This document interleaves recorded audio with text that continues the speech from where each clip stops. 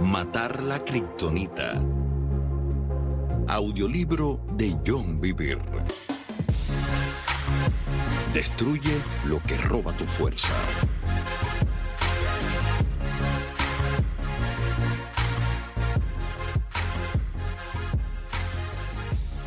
Sección 1. El poder de uno. Capítulo 5. Sé el cambio.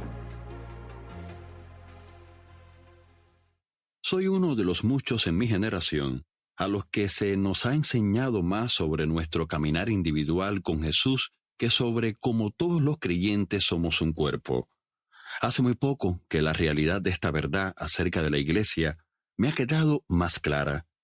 No quiero engañarte, pues yo ciertamente había entendido esta verdad en parte en el pasado, pero no hasta el punto que la entiendo ahora. Cuando el Espíritu Santo ha despertado mi conciencia a esta realidad, a menudo he pensado en los equipos de tierra, mar y aire de la Marina, comúnmente conocidos como SEAL de la Marina. Tengo un amigo que es miembro de estos guerreros de élite. Lleva con los SEAL 15 años y actualmente es instructor. Tras meditar en estas verdades sobre el cuerpo de Cristo durante un tiempo, decidí contactar con él. Sabía que los SEAL era un grupo exclusivo de hermanos, así que quería ahondar en ello. Le llamé y mis primeras preguntas fueron: ¿cómo ven los SEAL la interacción unos con otros? ¿Cómo producen esa comunidad con lazos tan fuertes? ¿Y qué hay en su entrenamiento?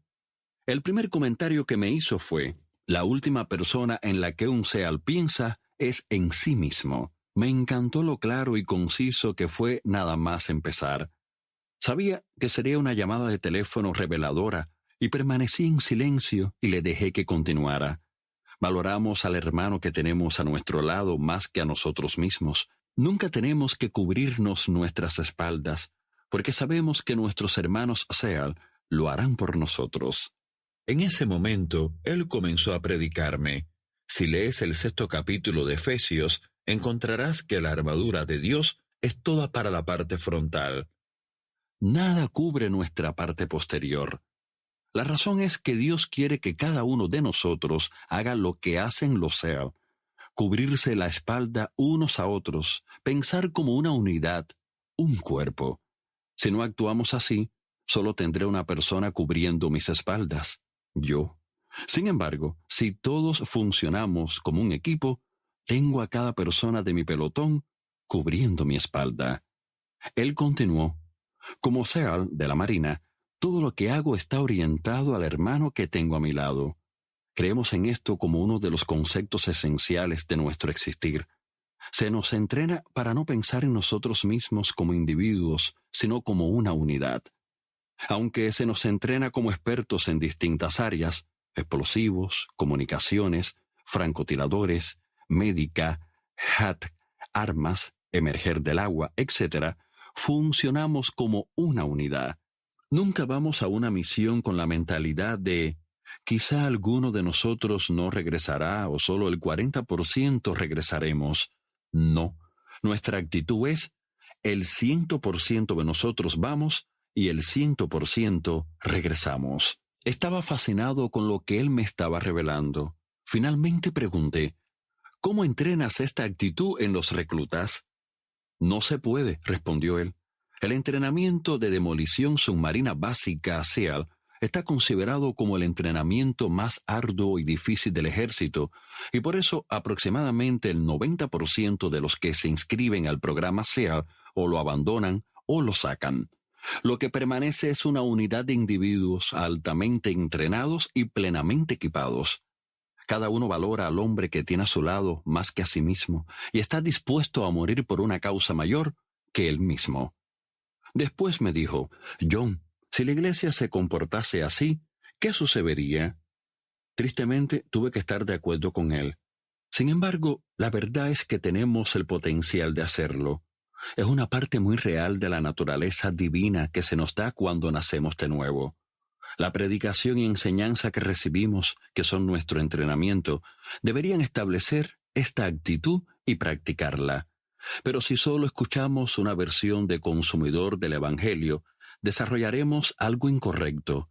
nuestra carne no redimida. Ese es en gran parte el motivo por el que la iglesia moderna está en la condición que está. Muchos solo queremos que nos animen y edifiquen, en vez de que nos reten. Nos estamos perdiendo mucho. Mi amigo es un guerrero, pero a la vez percibió la debilidad de la iglesia en estos tiempos modernos. Él sabía que si un miembro de un pelotón de los SEAL fuera débil, comprometiera sus obligaciones o abandonara su puesto, todos los miembros del equipo sufrirían como grupo o morirían por la pereza o incompetencia de una persona. Lo que tiene arraigado en él es lo que nosotros necesitamos incrustar en nuestro interior como miembros del cuerpo de Cristo. Sé el cambio.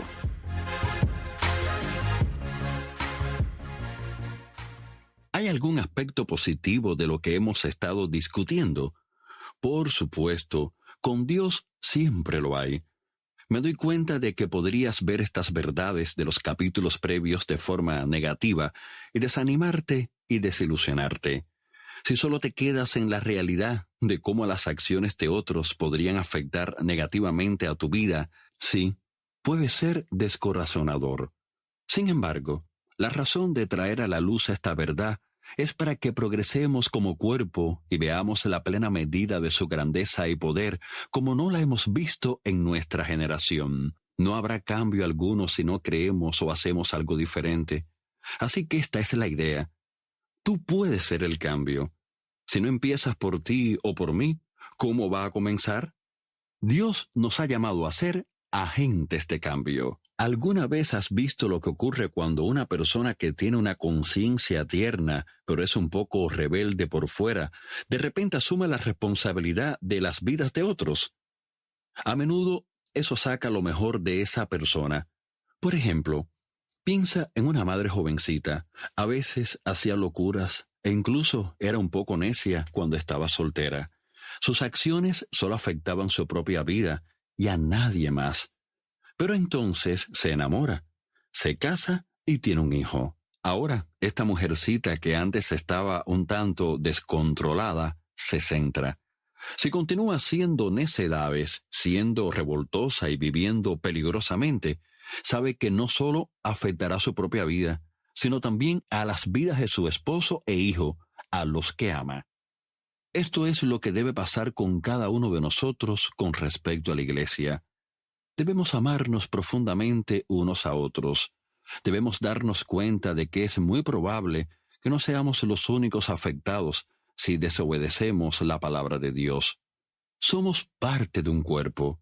Quizá por eso Pablo escribe este mandato a la iglesia en Corinto en medio de la discusión de la cena del Señor. Dicen: se me permite hacer cualquier cosa, pero no todo trae beneficio. No se preocupen por su propio bien, sino por el bien de los demás. 1 Corintios 10, 23 y 24. Y de nuevo Pablo le dice a la iglesia filipense: sean humildes, es decir, considerando a los demás como mejores que ustedes. Tengan la misma actitud que tuvo Cristo Jesús. Filipenses 2, 3 y 5. Esta es la mentalidad que tuvo Jesús, la esencia de lo que le motivó a venir y dar su vida por nosotros. Él podría haberse salvado a sí mismo, podría haber llamado a una legión de ángeles que lo librase de las manos de sus ejecutores, pero en su mente estábamos nosotros. Se preocupó más de nuestro bienestar que del suyo propio. Esta es la buena noticia. Cuando nosotros como individuos caminamos en obediencia a la palabra de Dios, finalmente seremos bendecidos. Quizá pases por momentos incómodos e incluso difíciles por la desobediencia de algunos en el cuerpo, pero finalmente prosperaremos. Elías es un ejemplo de tal sufrimiento por la conducta de otros.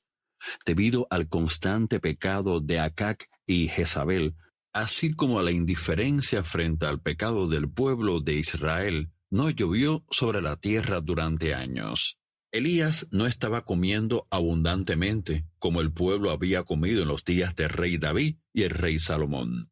En cambio, Tuvo que comer pan y carne que le traían los cuervos durante años. Eso no fue divertido. Era una dieta monótona, sin verduras, miel, jugo o las muchas otras delicias disponibles en tiempos de abundancia. Esa fue dificultad para él debido a las acciones de otros. Pero Elías era parte de una nación, un pueblo y un cuerpo. Su obediencia finalmente produjo cambio y lluvia. Esto bendijo a la nación y al final él fue bendecido a modo personal.